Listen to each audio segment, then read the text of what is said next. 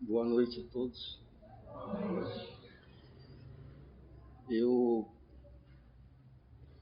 Para retribuir a boa sintonia que vocês me oferecem, a vibração fraterna, eu simplesmente quero desejar que todos vocês tenham muitas alegrias, que seus lares sejam abençoados e que possamos, nesta noite, aprendermos mais um pouquinho, do Evangelho de Jesus.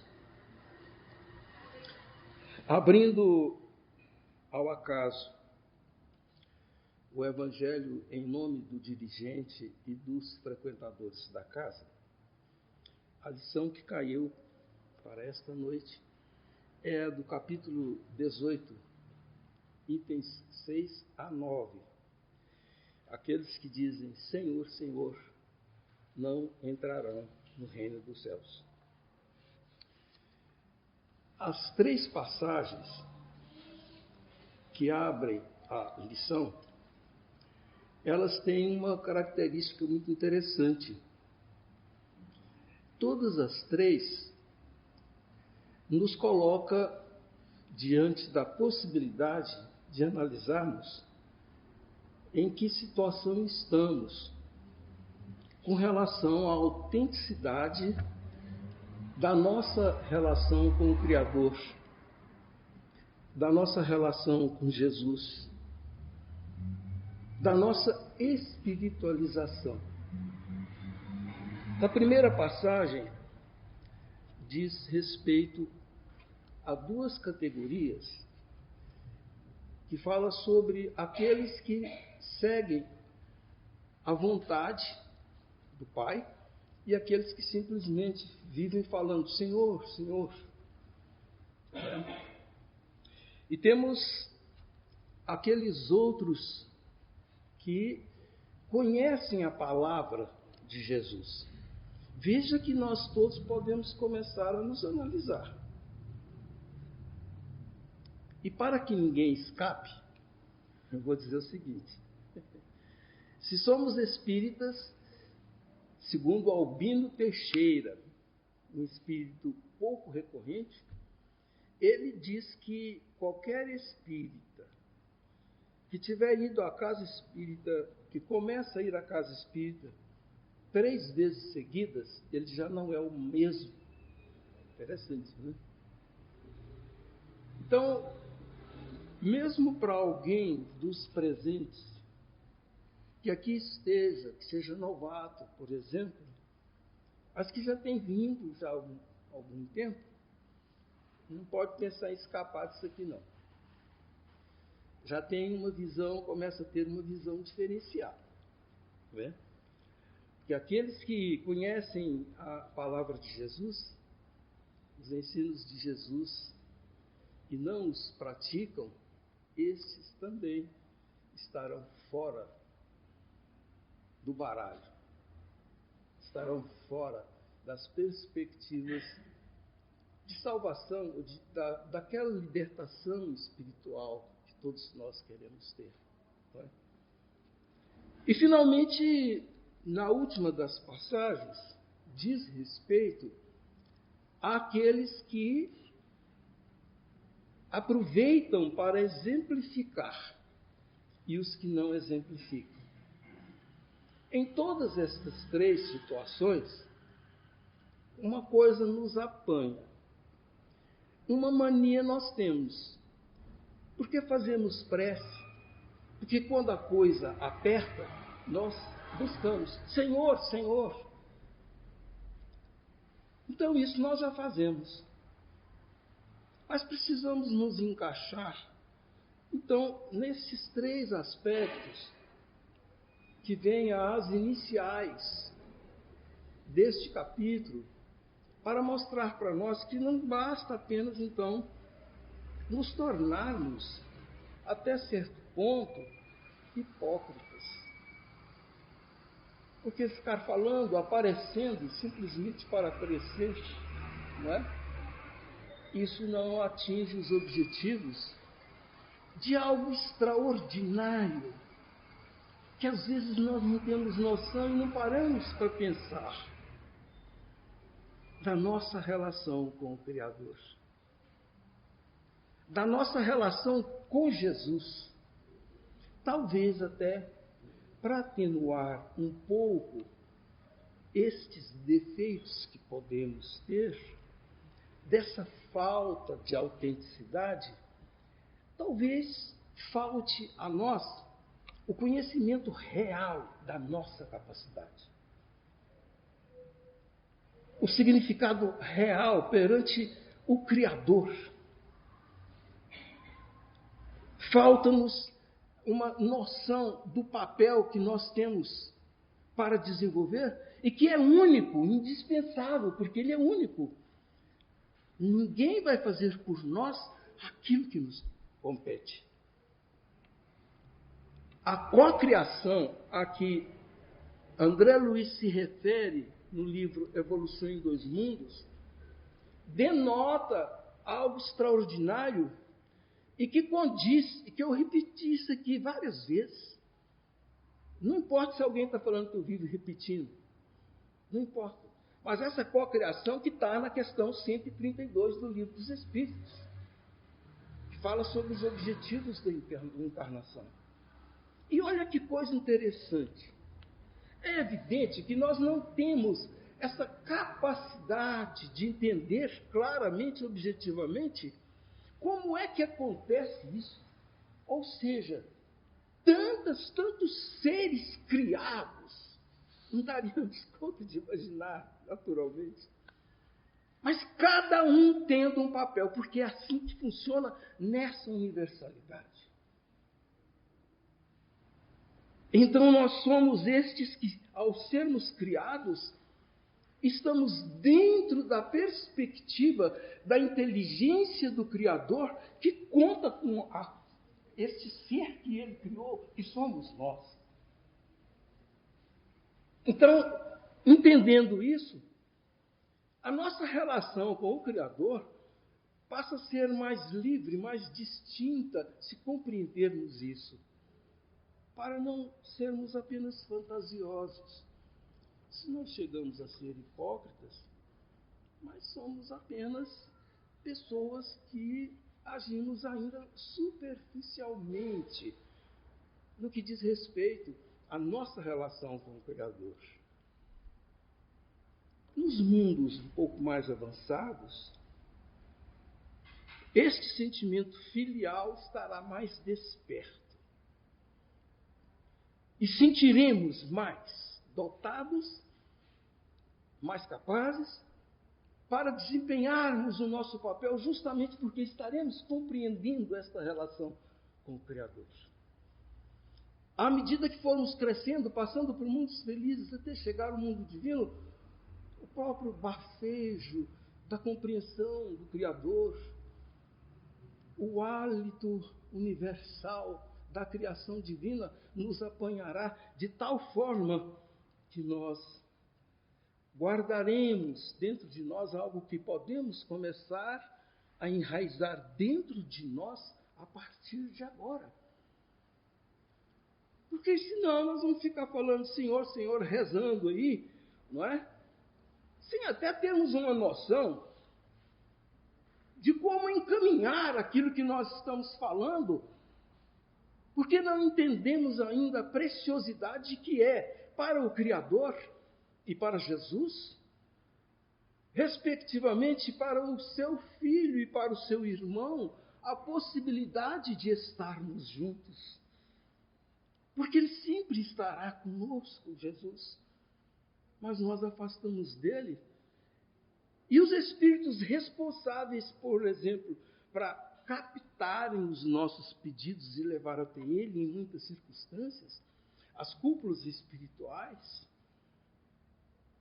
estas cúpulas, às vezes chegam um momento que, por fim, não dá mais para ver a assistência que nós precisamos ter. Porque é preciso lembrar de algo muito interessante. Todo pedido nosso nos coloca como atores. Porque é um processo. Cada pedido nosso cada petição é um processo a se formar. Temos que estar preparados para sermos agentes, para sermos executores do nosso próprio pedido, porque jamais alcançaremos algo que não seja pela nossa conquista. Então seria um desacordo, uma derruição da própria inteligência do Criador e da própria justiça. Eu tenho o que eu mereço. No fundo, todo pedido, quando nós dizemos Senhor, Senhor, isso ou mais aquilo, diz respeito a alguma capacidade nossa de enfrentamento ou de exemplificação, como está colocado aqui. Então comecemos a imaginar, de um modo geral, nós nos portamos dentro da vida validando algo muito importante, mas que é apenas um intermédio para chegarmos à verdadeira educação espiritual. Essa educação formal que nós recebemos, indispensável para as nossas convivências, a começar do bom dia, a começar da forma como nós nos portamos muitas vezes para não contrariar a sociedade, para dar cumprimento a um papel, pode ser revestido de um sentido maior e espiritualizante, para que tudo que nós fazemos a partir de um bom dia tenha a validade através da autenticidade disso estar sendo posto de tal ordem que eu peço sim, eu preciso ter o direito de pedir, mas eu preciso oferecer. Então é isso que nós precisamos guardar dentro de nós, para essa compreensão. Até que ponto vale a pena observarmos isso? De repente pensando assim, não, eu sou espírita, eu sou um sujeito educado. Não, eu não falo nada contra os outros, mais isso, mais aquilo e tal.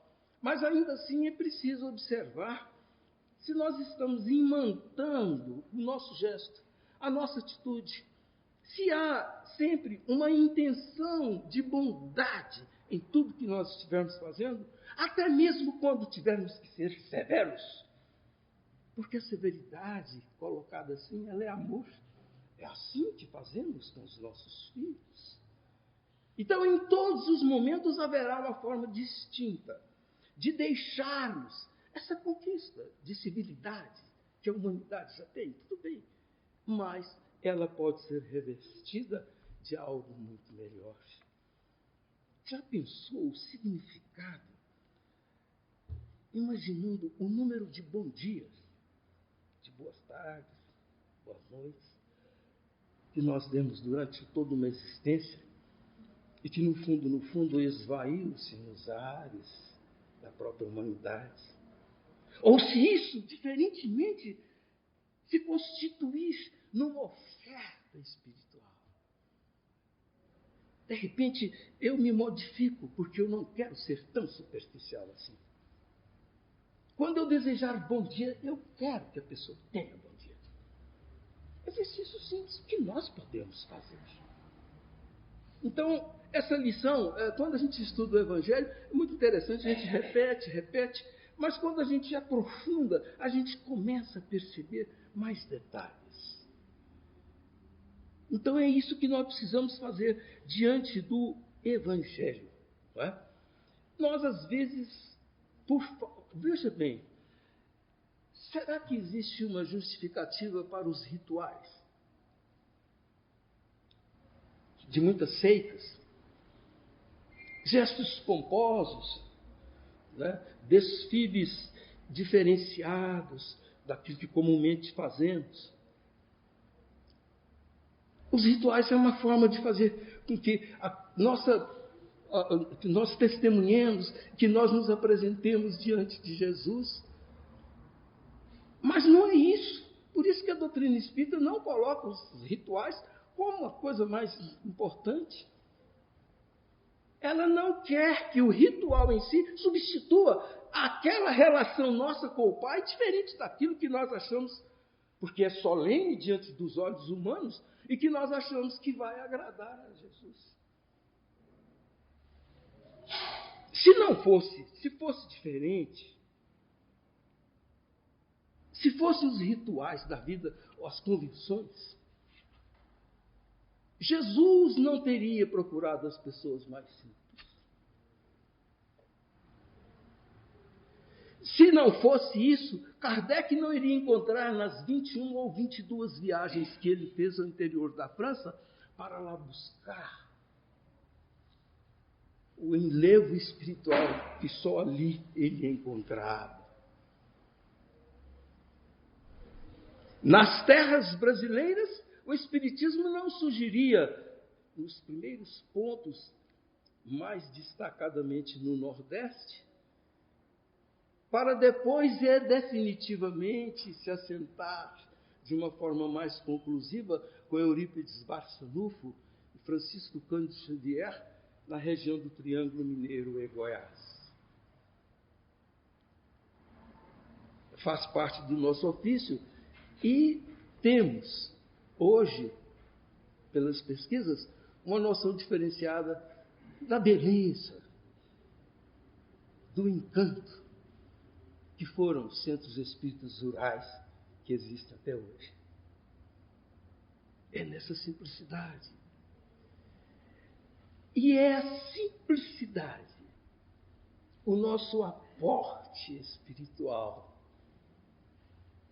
Porque mesmo que algum de nós seja destacado no seu status, mas será sempre a simplicidade, o aporte que fará com que nós tenhamos coragem de dizer Senhor, Senhor.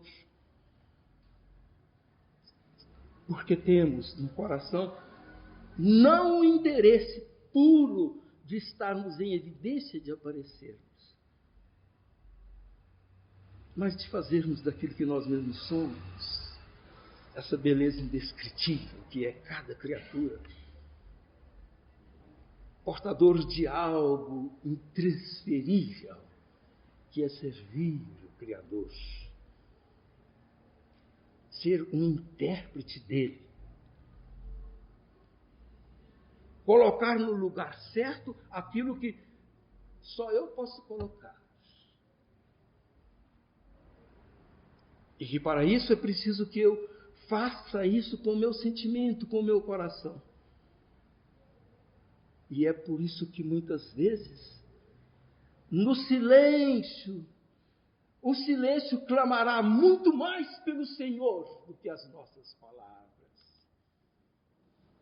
Porque o silêncio seguido da ação regeneradora, da ação capaz de acalentar aquele que sofre, é a voz universal que está em todas as coisas, porque é assim que estaremos sempre com certeza de que estamos construindo.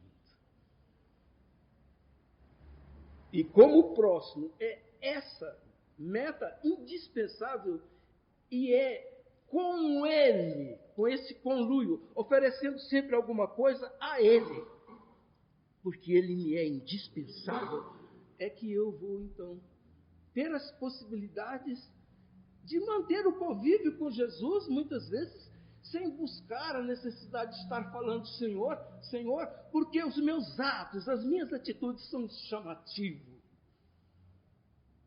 É como se nós estivéssemos chamando Ele, o nosso anjo protetor, os espíritos amigos, porque nós estamos agindo de maneira tal que poderemos imaginar que Ele estará sempre dizendo: siga em frente, meu irmão, siga em frente, continuemos juntos para o trabalho. Sejamos como os verdadeiros obreiros do Senhor, que não atrasa nenhuma obra. Capitulemos nas nossas vontades, acima de qualquer outra vontade, a vontade de servir. Então, dessa forma, nós vamos adquirindo, né, esse potencial. Quando o Evangelho fala daqueles que podem exemplificar e não exemplificam, de nós também pode querer escapar, não. Não vem com essa. Ah, não, eu sou muito pequenininho. Não tem isso, não. Se fosse assim, aqueles homens rudes e simples, em princípio, não teriam nada que oferecer ao próprio Mestre. E quando a gente observe para vocês verem que coisa. Todos os grandes homens, os sustentadores da humanidade, e eu nem estou dizendo os que alteraram a tecnologia, nem os grandes cientistas, extraordinários, maravilhosos. Mas os grandes nomes que deram sustentação para que as revelações tivessem sequência, eles detinham uma capacidade, um atributo, né, uma qualidade, um caráter neles, que era o da simplicidade. Os maiores. Gandhi, Francisco de Assis, Buda, Francisco Cândido Xavier, para quem o conheceu,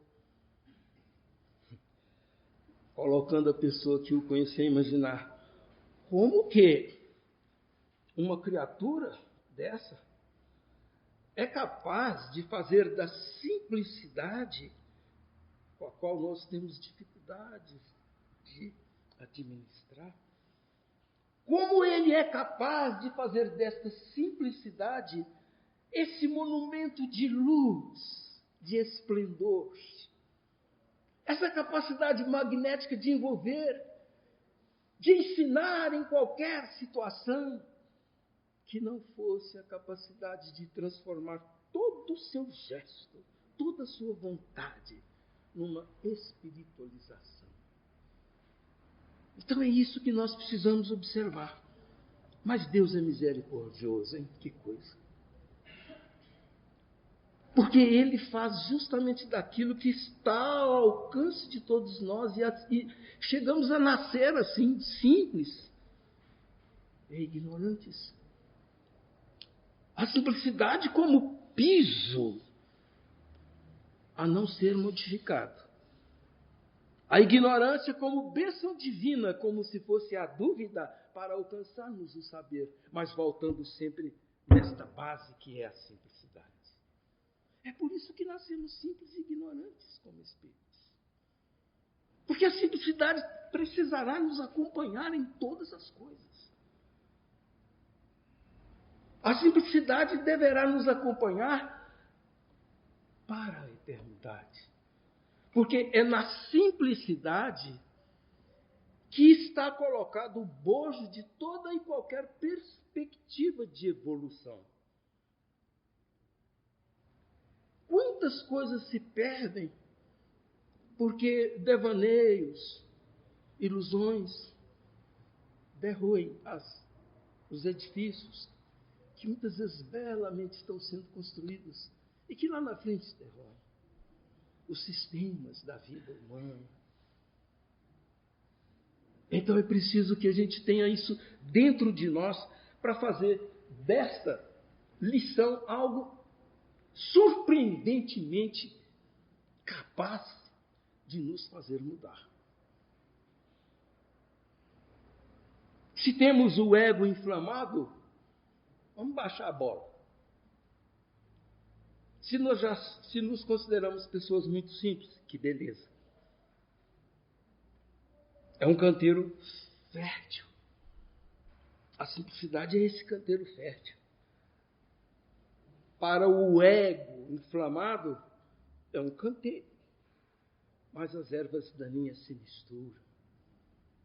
De repente, havendo até o choio no meio do trigo espiritual que poderíamos estar oferecendo. Então, eu penso que quando a gente vê essa lição, é como se a gente pudesse simplesmente falar assim: eu tenho tudo. Porque quem é que não porta dentro de si o lado simples, se assim o quiser? Eu posso fazer as coisas com simplicidade ou não. Botar enfeites desnecessários ou não. Não estamos jamais indo contra o sentido estético das coisas. Não é isso. Mas há grandes artes, que os grandes entendedores consideram uma das maiores artes, porque os traços que estão ali, ocultos muitas vezes, são os traços da simplicidade que os entendidos veem. E que às vezes tem dificuldade de ver. Porque a pessoa quer se encantar com aquilo que é mais chamativo, com aquilo que, em princípio, atende às convenções humanas, não é?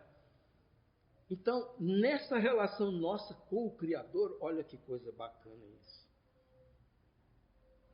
Para eu figurar na simplicidade e aceitar que assim eu seja considerado dentro da sociedade,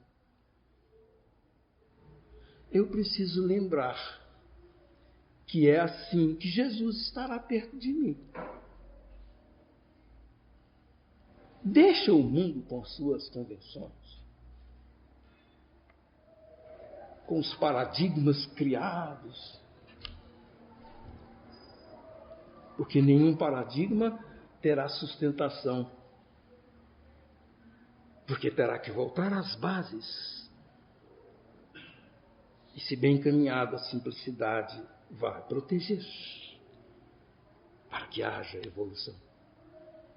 Então, dentro desse princípio, nós precisamos observar que muitas vezes também nós somos iludidos por ignorância. Há muita coisa que nós ignoramos porque não vamos às bases. Às vezes a gente apressa, atropela a própria realidade nossa, buscando aquilo como se estivéssemos fazendo com que a natureza dê saltos. Começa uma coisa, eu já quero ser o bam. Então é preciso que a gente guarde tudo isso na nossa consciência.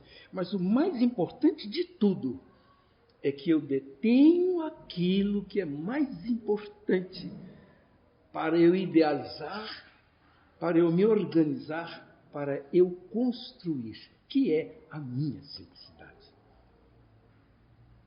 Então, eu tenho tudo. Porque basta ter uma base para a gente construir alguma coisa.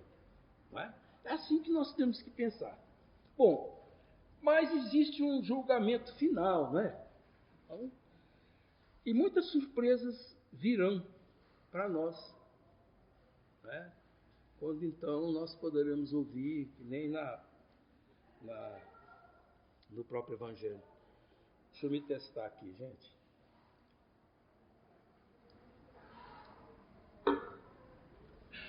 Um tempo atrás eu tremia. Agora eu estou melhor. Não sou o Kleber acostumado, né? Mas eu garanto que, Kleber, eu não vou ficar sozinho nessa não. Garanto que você também já teve suas tremedeirinhas.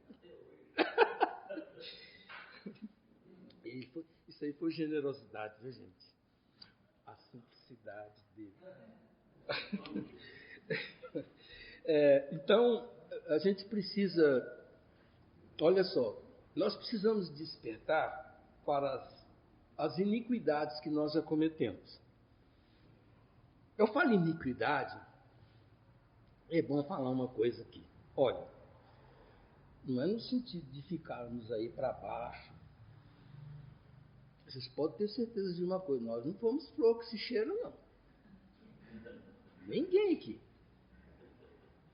Sabe por que eu falo isso? Experiência própria. Desde o amparo de Chico Xavier, eu pude saber coisas da minha vida. E a espiritualidade me ajudou muito, para que eu compreendesse que eu não estou sozinho nessa não. Vocês me perdoem. Então, essa coisa é interessante a gente entender isso. Por exemplo, se eu ainda tiver os meus defeitos aí, tudo bem de julgar e tal, mas se tem um camarada que não pode julgar erro nenhum, sou eu. Que a mim me foi dado ter noção do passado. E talvez, se todos nós tivéssemos noção do que fizemos no passado, nós não abriríamos a boca jamais. A crítica necessária, tudo bem. Ela é necessária, tudo bem. No momento certo, né, no canal correto, tudo certo, tudo bem. Nós temos que ter senso crítico, né, orientar, opinar e tal. Tá, tudo bem. Mas tem um detalhe. Esse julgamento gratuito, de condenação, como se nós pudéssemos estabelecer vereditos como juízes, porque às vezes não somos assim. Então é sempre importante, será uma forma de simplicidade, reconhecer-nos como somos, para que daí então possam emergir outros gestos que não sejam mais da iniquidade. Aliás, gente, tem uma coisa maravilhosa. Eu falei isso sobre o nosso passado, falei isso, né, para que ninguém fique chateado, porque tem um detalhe maravilhoso. Para vocês pensarem o quanto que isso é maravilhoso. Que é o seguinte. Nessa encarnação, e eu posso dizer isso porque se não fosse assim, nós não estaríamos aqui. Nessa encarnação, pode ter tido algumas mais recentes, algum de nós, mas nessa encarnação, mais que em outras, e é por isso que o Bezerra de Menezes diz que nós estamos vivendo o melhor momento das nossas existências, que tem um detalhe muito bacana, é bom demais.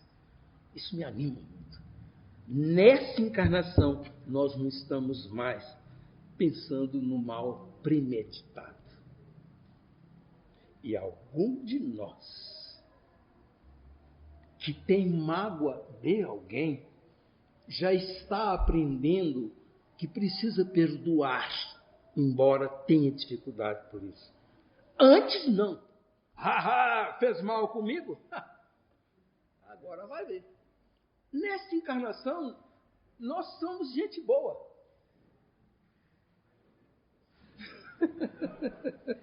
Bom, não, mas mas nós estamos querendo a bondade. Eu não acredito que, né, quem busca religiosidade, quem quer, né, nem que chegou aqui pela dor, mas já está aprendendo. Então isso é maravilhoso. Para pensar nisso, né?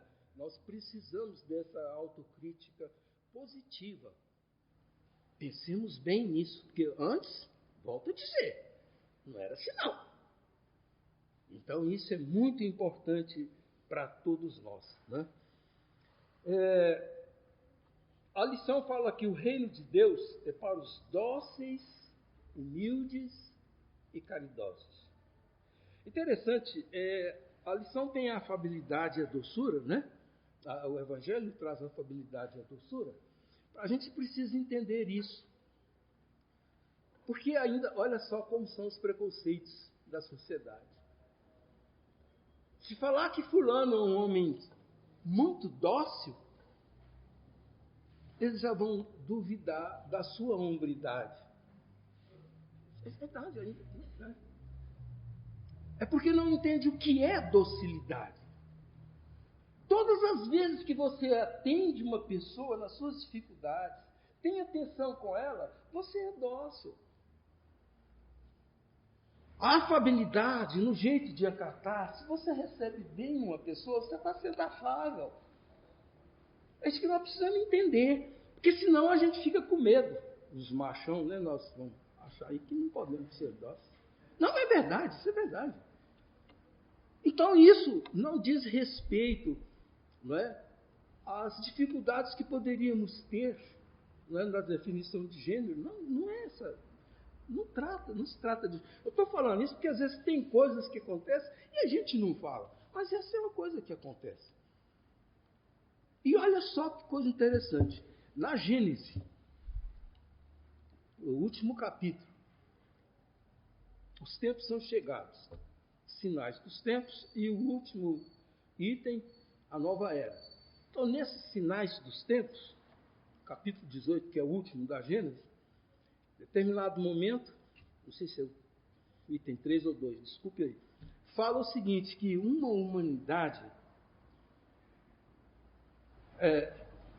evolui pelo desenvolvimento da inteligência, do senso moral e do abrandamento dos costumes. Como se fosse uma fase final da consciência humana. Hoje, apesar de tantos desvios morais, o senso moral já existe. Hoje nós já podemos falar, não, isso é errado, isso é certo. Isso, né? Nós temos uma visão já bem mais esclarecida do que antes. Né? A inteligência, então, nem se fala. Mas o abrandamento dos costumes, olha como é interessante isso. Analisem o momento que nós estamos vivendo. A necessidade do abrandamento dos costumes. Há um reboliço dentro da sociedade de agressões terríveis, de inseguranças, consequentemente, porque não há esse abrandamento. E como nós temos dentro de nós o aporte suficiente para receber e distribuir nosso gesto, nossa palavra, o jeito de nós recebermos as coisas e passar para os outros, a forma como nós podemos contemporizar uma situação de espiritualização, é isso que nós precisamos. Então vamos parar com a mania de ficar aí, né, querendo ser o tal, porque tem gente que, eu sou espírita e tal, e faz certos julgamentos como se ele, por ser espírita, não errasse. Precisa parar com isso. Nós, igual eu falei para um amigo evangélico, ele falou assim para mim, Eurico, mas vocês pensam que vocês são melhores que os outros. Eu falei, epa, para lá. Não me vem com essa não. A gente tem muita liberdade. Eu falei, quem pensa assim são muitas pessoas. É outra religião. O espírita convicto, ele sabe que não é porque ele é espírita que ele é melhor. Mas tem uma coisa. Ele é o mais bem orientado. Você me desculpa, você me perdoa falar isso. Mas é o mais bem orientado. Essa que é a diferença. E até concluir para ele. Mas um ateu pode ser melhor que qualquer religioso. Até porque ele não tem a mania de ficar falando Senhor, Senhor. E às vezes age. Olha, isso é uma coisa, veja bem. Peguei pesado agora. Pensa aí, tem algum ateu te dando lambuja aí, né? Bom, tá na hora ou não? Tá. Então eu pus aqui, vou pular aqui o negócio.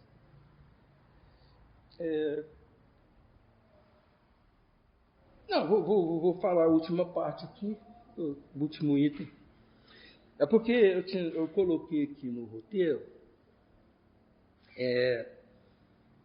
uma passagem que, quando eu morava em Uberaba, eu estava na Comunhão Espírita Cristã.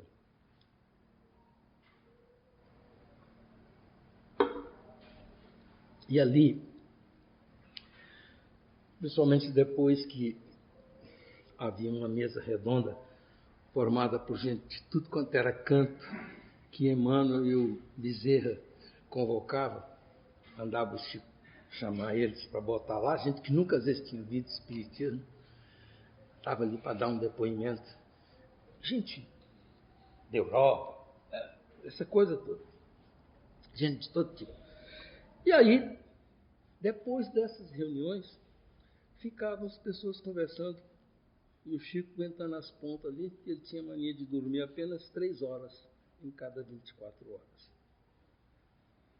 E tem aquela lição que eu esqueci agora. Quem lembrar, me fala.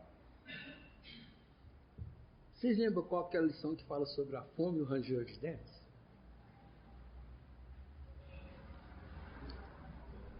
Bom, só teve uma coisa, né? Para mim não ficar muito sem graça. Vocês também não lembraram. Estou brincando. Nós todos precisamos tomar jeito. Vamos lá. Então ela fala sobre a fome. E uma pessoa muito novata, né? O que acontecia? Recebia aquelas psicografias de um filho, de um pai, de um irmão, de um parente, de um amigo, e ficava encantado. Né? Ali já se começava a se julgar espírito.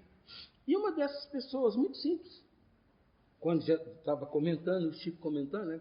Quando chegasse a fome e o ranger de dentes, que essa é isso que nós estamos vivendo.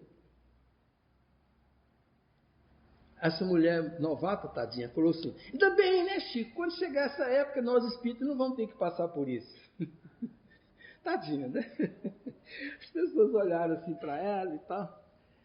E aí o Chico explicou que nesta fase, quando chegasse, haveria sofrimento para todo mundo. Ninguém escaparia. Ah, mas como assim, Chico? Se a pessoa vem agindo certinho, já tem suas conquistas, o espírita que for bom... Não é espírita, meu filho. O cristão, aquele que for cristão, que pode ser o católico, pode ser o que for cristão. Até esse vai sofrer. Mas por que, Chico? Há um tipo de sofrimento que é um sofrimento moral. As pessoas bem conduzidas e aqui estarão agindo cristamente, chegará um momento em que verão coisas acontecerem terríveis à sua volta sem poder fazer nada. A dor moral. Então, essa purgação, nós vamos ter que passar por ela, dada as condições com que nós desperdiçamos quando o cavalo passou arriado muitas vezes, em muitas encarnações, e nós fomos indiferentes. E que poderíamos ter ajudado. O acumulado das coisas que nós não ajudamos, a nossa indiferença, nos coloca agora, quando podíamos, não fizemos. Agora você quer e não pode. Então, o que nós podemos fazer é sermos brandos e pacíficos, dóceis e afáveis em toda circunstância. O dócil, o afável, o brando, a educação dele não é simplesmente a educação formal, não. É aquela educação onde ele, ao estender os seus gestos, ele estende a alma, abraça em espírito todas as criaturas. Valeu, obrigado.